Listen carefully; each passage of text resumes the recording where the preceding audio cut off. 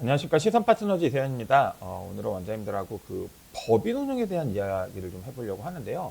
원장님들 최근에 법인을 어떻게 좀 활용하고 싶다, 있는 법인에다가 가감을 해서 좀 더 잘 써먹어 보고 싶다, 이렇게 문의하시는 원장님들이 굉장히 많이 늘었습니다. 근데 이제 최근에 관련된 이 법인, 특히 우리 병현 시장에서의 법인의 다양한 이런 법과제도, 산업 환경의 변화들이 있었는데, 이런 내용들을 이제 담지 못하셔서 불편한 일이 어, 자꾸 늘고 있습니다. 그래서 오늘은 그 이야기를 좀 해보려고 하고요. 저희가 이제 병원을 상담을 하다 보면, 저희가 뭐 병원 의사 자격이 없습니다. 없는데 뭐 병원을 경영해 본 적이 없겠죠, 당연히.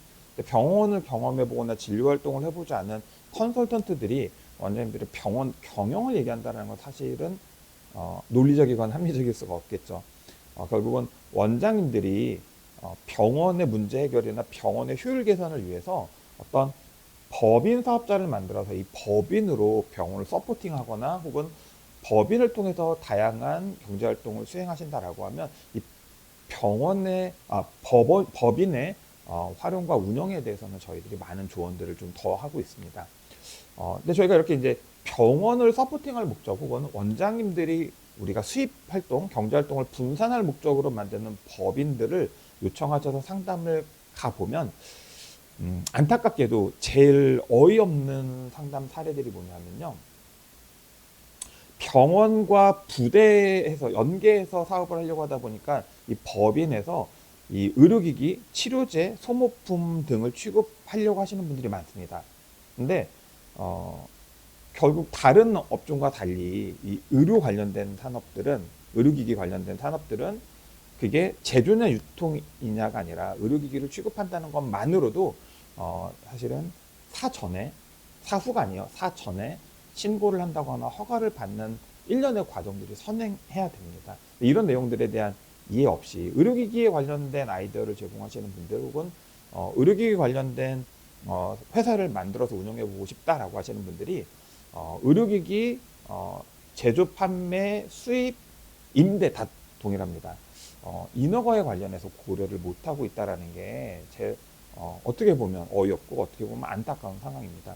무허가 의료기기를 제조 유통한다는 건 굉장히 중범죄거든요. 근데 생각보다 너무 많은 원장님들이 최근에 이 무허가 의료기기를 제조 유통 수입하는 것 때문에 검찰에 불려다니시는 분들이 있습니다. 그래서 의료기기는 내가 제조를 하건 수입을 하건 판매를 하건 임대를 하건 의료기기 등급이 나뉘어져 있습니다. 1, 2, 3, 4등급이라고 나뉘어져 있어서 의료기기 중에서 이제 신체에 삽입을 한다거나 구강 안에 들어간다거나 더 많이 밀착하게 되면 등급이 높게 나오죠. 그래서 뭐 이제 우리 어, 수위가 낮은 것부터 1등급, 높은 거 4등급 이렇게 구분을 해서 제조냐 유통이냐를 떠나서 등급이 무엇이냐에 따라서 취급하려는 자들은 사전에 신고를 하거나 허가를 받아야 되는 이슈가 있고요. 거기서 멈추지 않고 정기적으로 생산 실적, 유통 실적, 수입 실적에 대해서 월별 보고를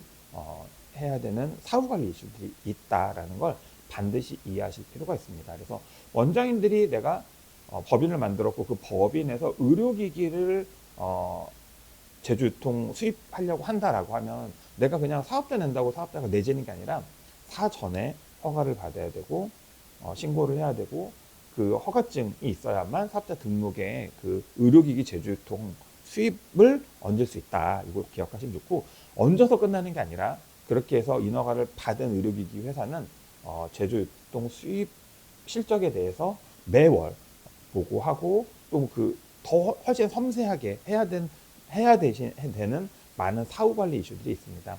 뭐 적격한 직원이 있어야 되고 직원들이 보수 교육을 받아야 되고 뭐 이런 내용들도 있고요.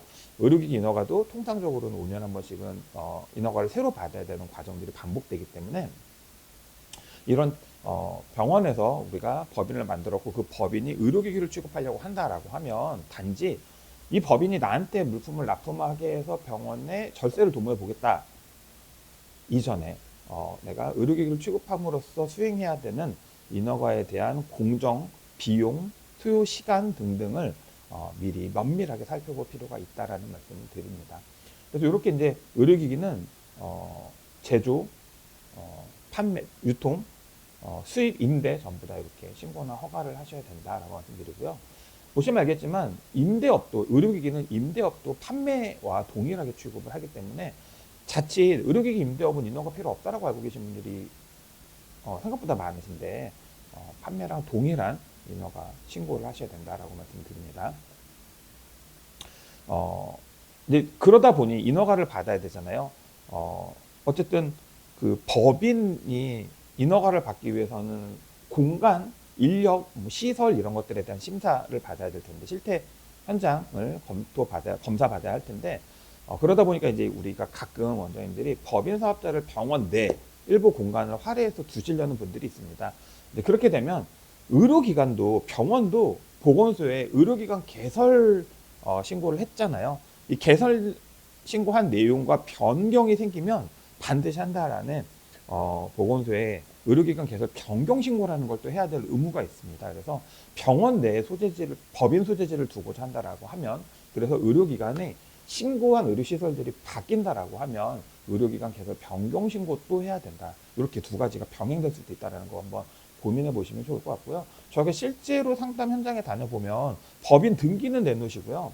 사업자 등록을 못 하시는 원장님들이 많으세요. 법인을. 왜냐하면 이 강남 압구정 같은 도심의 메디컬 타워, 고층 빌딩에 입점해 있는 병원들 같은 경우에는 그 건물주가 결국은 우리 법인이 병원이 임차하고 있는 공간에 재임차가 들어오겠다. 이걸 우리는 전대라고 하죠.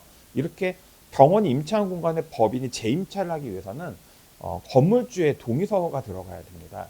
그래야 사업자 등록을 할 수 있어요. 등기할 때는 임대차 계약이 필요 없는데, 사업자 등록을 할 때는 임대차나 전대차 계약서가 들어가야 되는데, 요즘은 이 건물주들이 전대차나 임대차를 써주지 않거나 써줄 수 없는 환경에 있는 경우들이 생각보다 많아서, 이 고층 빌딩에 입점해 있는 병원들 같은 경우에 그 공간이 원장님 개인 소유면 상관없지만, 가족 소유면 상관없지만 그렇지 않다, 병원도 임대 들어가 있는 거다라고 하시면 그 건물에서 전대차를 써줄 수 있는지 확인하는 게 상당히 중요하다라는 말씀을 좀 드립니다. 이렇게 의료기관은 개설 신고도 해야 되고요. 개설 신고한 내용에서 변동이 생기면 변경 신고도 해야 된다라는 말씀을 좀 드립니다. 최근에 저희가 이제 원장님들 상담하다 보면 원장님들이 유례 없이 많은 법과 제도에 노출되고 있다라는 말씀을 드립니다. 뭐 최근에 의료법 개정도 있었고요. 벌써 재작년이에요. 24년 12월에 약사법 개정도 있었습니다.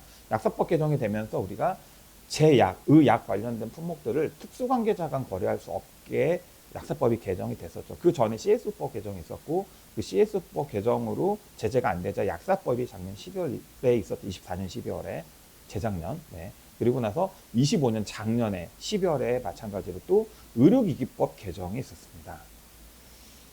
의료기기법이 개정이 되면서 원장님들이 지금 만들어 놓은 법인 혹은 앞으로 만들고자 하는 법인에 상당히 큰 변화가 예상됩니다. 결국 이 모든 약사법 개정, 의료법 개정, 의료기기법 개정이라는 게 결국은 원장님들이 의료산업 내에서 갖고 있는 사회적인 포지션이 너무 높아서 이 특수관계자 간 거래 혹은 원장님들의 이 사회적인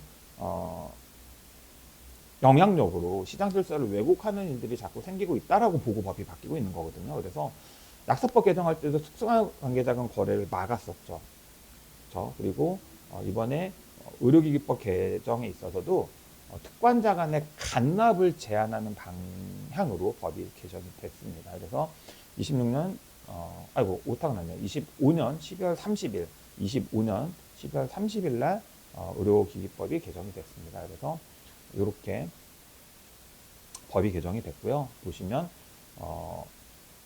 여기 보이시는 것처럼 판매업자 등은 각 호에 신설됐습니다. 각 호에 어느 하나에 해당하는 특수관계에 있는 의료기관에 직접 또는 또 다른 판매업자 등을 통해서 의료기기를 판매하거나 임대해서는 아니 된다라고 해서 특수관계자 간의 거래를 금지하는 걸로 12월 30일, 25년 12월 30일 의료기기법이 개정됐습니다. 이 관련된 규정이 신설됐습니다. 그래서 이게 앞으로 만드는 법인만 못하는 게 아니라 원장님들 지금 갖고 있는 그 MSO 법인들도, 원장님들 가족 법인들도 원장님과 원장님 특수관계자들로 구성된 회사 간에는 제약, 의약뿐 아니라 의료기기 안에는 굉장히 많은 품목이 들어갑니다. 기기시설부터 치료제, 소모품까지 다 포함되기 때문에 의료기기로 분류되는 품목들은 특수관계자 간 거래를 이제는 할 수 없게 됐다라는 내용을 이해하실 필요가 있습니다. 그래서 앞에 우리 신문기사 났던 내용도 보면 이미 대형 병원들, 여기 지금 예로 나왔던 병원들을 보면 뭐 아산병원이나 여기 보시면 세브란스 병원이나 아산병원들도 이제 이 특권자 간납 회사들을 다 놓고 있다. 뭐 매도하거나 회사를 만들기로 했던 거를 취소하거나 막 이런 식으로 대형 병원들도 이미 의료기기 간납법인들을 포기하고 있고요. 그 법이 12월 30일 날 이미 개정이 됐습니다. 예정이 아니라 개정이 됐습니다. 그래서 앞으로도 못하고 지금 이미 만들어 놓은 법인들도 특권자 거래를 할 수 없게 됐다라는 내용을 먼저 좀 꼭 기억해 주셨으면 좋겠습니다. 다시 한번 정리합니다. 25년 12월 30일 날 의료기기법 개정이 됐습니다. 개정 예고가 아니라 개정이 됐습니다. 그래서 이전에 없었던 판매업자의 준수사항에 관련된 항목 중에 특권자에 대해서는 판매나 임대할 수 없다는 규정이 신설됐습니다. 그래서 이제는 약사법 개정에 의해서 의약, 제약 품목에 대한 특권자 거래 제한뿐 아니라 의료기기 안에는 시설, 장비, 소모품, 치료제들 다 굉장히 광범위하게 포함될 수 있어요. 소모품까지. 그래서 이 의료기기 포함되는 품목들은 원장님과 원장님 특수관계자 간 거래를 할 수 없게 됐다. 이 내용을 반드시 꼭 기억해 주셨으면 좋겠습니다. 오늘 이 이야기를 드리고 싶어서 영상을 좀 올렸고요. 지금 많은 원장님들이 가족법인 혹은 MSO 법인을 만들어서 원장님 가족들로 만든 법인이 병원에 납품할 목적으로 의료기기를 매입해서 치료제, 소모품, 집기시설 등을 매입해서 원장님 병원에 납품하게 하는 방식으로 원장님들이 절세를 도모한다거나 병원의 수익을 가족들과 가족법인을 통해서 공유하는 형태로 운영되던 방식은 이제는 어려워졌다라는 말씀을 좀 드립니다. 최근 원장님들 상담해 보면 지금 가장 고민스러워하고 걱정하시는 부분이 이 제보자 포상금 제도입니다. 의료법 위반에 관련해서 신고를 하면 신고자에게 포상금이 굉장히 지금 세게 나가고 있어서 이 원장님과 원장님 병원의 근로자들 간에 정말 이 아슬아슬한 경계가 생겼다. 굉장히 눈에 보이지 않는 긴장감이 생겼다. 이런 말씀들을 많이 하십니다. 그래서 이 직원들이 병원의 의료법 위반 소재들을 신고하는 것들이 굉장히 일반화되고 있기 때문에 원장님들이 함부로 어설프게 이런 거래를 가공한다거나 포맷을 만들어서 컨셉으로 거래를 가공하는 일들 좀 조심하셨으면 좋겠다라는 말씀을 좀 드립니다. 그리고 말 나온 김에 하나 더 말씀을 드리면 부동산 임대업이 25년 9월 중소기업 기본법이 개정되면서 중소기업 범위에서 빠져나갔습니다. 우리 세법상으로는 주택법이 개정되면서 24년 12월 개정되면서 세무적으로는 부동산 임대업에 대한 세제 혜택이 일찌감치 사라졌는데요. 중소기업 기본법에서도 25년 9월부터 적용이 돼서 개정된 기준이 적용이 돼서 부동산 임대업이 중소기업에서 빠졌습니다. 제외됐습니다. 그래서 이제 부동산 임대업을 주 업종으로 하는 법인을 설립하시면 그 법인으로는 중소기업 지원 사업이나 혜택들을 누릴 수 없게 됐습니다. 그 얘긴즉슨 우리 중소기업에게 제공되는 벤처기업 혜택을 부동산 임대업은 더 이상 받을 수 없게 됐다라는 말씀을 드리는 거고요. 그렇게 되면 이제 부동산 임대업이 주업인 경우는 벤처기업으로 만들어서 누릴 수 있는 다양한 혜택들을 누릴 수 없게 됐다라는 말씀을 드립니다. 이제 주업이 부동산 임대업이 아니게 하는 맞춤 전략이 좀 필요한 상황이 됐습니다.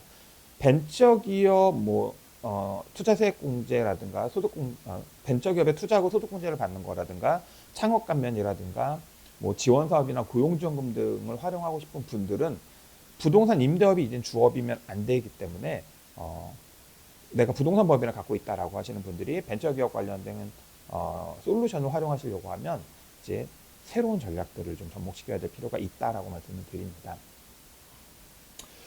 병영 가족법인이나 MSO 컨설팅에서 강조되는 부분은 트렌드가 아닙니다. 지금 많은 원장님들이 이 약사법 개정이 있었던 24년 12월 달에 이 약사법 개정도 굉장히 오랜 동안 논의가 됐고요. 의료기기법 개정도 굉장히 오랜 기간 논의가 됐습니다. 그래서 분명히 막힐 걸 알았어요. 근데 이런 법과제도에 대한 지속적인 관찰과 관심이 아니라 그때그때 절세에 도움이 됩니다. 뭐 엑시트에 도움이 됩니다. 이런 말들에 이렇게 쫓아다니면서 트렌드를 쫓아가다가 피해를 보시는 분들이 굉장히 많이 나오고 있습니다. 제약이고 의료기기고 이게 취급하기 위해서 아까 우리 인허가 받아야 된다고 했잖아요. 인허가 받고 시설 갖추는데 비용이 생각보다 많이 들어갑니다. 시간과 비용을 투자해서 인허가를 받아놨는데 못하게 돼버리면 특관자 거래를 못하게 돼버렸잖아요 이미. 그러면 또 굉장히 많은 손실이 발생하기 때문에 우리가 가족법인이나 MSO를 활용하겠다라고 하면 이 가족법인이나 MSO가 우리 병원의 매입처 역할이 하게 하신다. 우리 MSO는 병원에 매입을 제공하는 역할을 해야 된다라는 고정관념에서 좀 벗어나셔서 원장님들의 경제활동, 수입활동 중에 의료 관련된 부분을 제외한 나머지 경제활동, 수입활동들, 투자활동들을 가족법인으로 MSO로 분산시키고자 한다라고 발상의 전환을 지금은 좀 하셔야 되지 않을까라는 생각이 들고요. 저희가 그래서 맨날 강조하는 게 이겁니다. 원장님들이 그게 무슨 목적이건 간에 우리는 법인을 하나 만들어서 운영하고자 합니다라고 하면 그 법인의 활용도에 대한 고민과 더불어 어차피 만들 법인이라고 하면 그 법인의 벤처기업을 받자라는 제안을 많이 합니다. 법인을 벤처기업을 받게 해서 벤처기업에 제공되는 다양한 혜택도 누리시고 특히 우리 수도권의 창업 관련 업종으로 뭐 제조, 물류, 경영 컨설팅, 뭐 등등 뭐 이런 시설 지원업도 마찬가지고요. 창업 감면이 되는 업종으로 수도권에서 창업을 하시려는 분들은 우리 가족법인을 창업하시려는 분들은 창업 감면 대상이 원래는 안 되죠. 그렇지만 벤처를 받으면 벤처를 받은 날로부터 5년 동안 창업 감면 혜택을 누릴 수 있기 때문에 이렇게 어차피 만들 법인이라고 하면 벤처기업으로 만들어서 벤처기업에 제공되는 다양한 지원 사업도 좀 누리시고요. 벤처기업에게 투자를 해서 우리 가족법인이 거래를 가공하는 방식이나 무모한 매출을 만들기 위한 시도보다는 원장님이 벤처기업에 투자를 해주시고요. 그 투자 받은 재원으로 법인이 다양한 경제활동을 하게 한다라고 하면 투자기 때문에 이건 또 증여가 아니죠. 그래서 증여세를 좀 절감할 수 있고요. 또 앞에서 말씀드린 것처럼 벤처기업에 투자를 했기 때문에 우리가 받을 수 있는 소득공제를 활용해서 원장님들은 또 안전한 적극적인 계획적인 소득세 절감 플랜을 도모할 수 있어서 원장님들 가족법인 MSO 만드신다라고 하시면 그 가족법인의 실효성에 대한 고민들을 꼭 하셔야 되고요. 그거와 별개로 어차피 만들 법인이라고 하면 꼭 벤처기업으로 만들어서 경영의 효율을 좀 제고할 수 있는 방법들을 찾으셨으면 좋겠습니다. 그래서 사실은 벤처기업에 투자하면 소득공제를 제공한다. 종합소득의 50%까지 제공한다. 이거 엄청나게 막대한 절세 혜택인데요. 이걸 다만 투자라는 말 때문에 투자했다가 원금 못 돌려받는 일이 태반이죠. 근데 내가 우리 가족법인, 내 법인이라고 하면 가장 신뢰할 수 있는 원금을 들고 도망가지 않는 믿을 수 있는 벤처기업이 아닐까라는 생각이 들어서 내가 내 회사에 투자할 수 있는 구조를 만드셔서 내가 가장 신뢰할 수 있는 기업에 벤처 투자하시고 그걸로 인해서 소득공제를 통한 이거는 매입 매출 가공이 아니죠. 거래 가공하는 방식이 아니기 때문에 소득공제를 활용해서 굉장히 좀 안전한 절세 혜택도 좀 보시고 벤처 투자라는 게 사실은 예를 들면 26년 소득세를 절감하기 위해서는 26년 연중 투자를 하셔야 되거든요. 그래서 종합소득세를 미리 좀 예측해서 사전에 계획적으로 투자를 하게 됩니다. 그래서 이거는 사후적인 게 아니라 우발적인 게 아니라 반복적이고 계획적으로 우리가 투자를 하고 또 지속적으로 반복적으로 절세 혜택도 누릴 수 있는 구조가 되기 때문에 원장님들이 실효성 있는 지속 가능한 가족법인 MSO를 만드시고 이 관련된 법과 제도의 변화들을 좀 잘 수용하셔서 유효한 법인을 만들고 어차피 만든 법인에 우리가 벤처기업을 받게 해서 벤처기업의 다양한 혜택들을 좀 누리시면서 사업 효율을 좀 개선해 나가실 수 있었으면 좋겠습니다. 마무리하겠습니다. 병원의 법인 활용은 컨셉이나 트렌드로 실현되지 않습니다. 결국은 법과 제도의 변화를 우리가 잘 수용해서 원장님들이 법인을 활용하려는 취지와 법과제도의 본질에 대해서 충분히 이해를 하고 그 법과제도가 인정하는 범위 안에서 법인을 만들고 활용하고자 하는 지속적인 학습과 노력이 좀 필요하다라는 말씀을 좀 드리고요. 그런 부분에서는 시선 파트너즈가 아주 원장님들과 오랜 시간 소통하고 업무를 잘 수행해내고 있으니까요. 관련해서 문의사항이 있으시면 적극적으로 연락 주시면 저희도 적극적으로 찾아뵙고 인사드리겠습니다. 오늘 영상은 여기서 마치도록 하겠습니다. 감사합니다.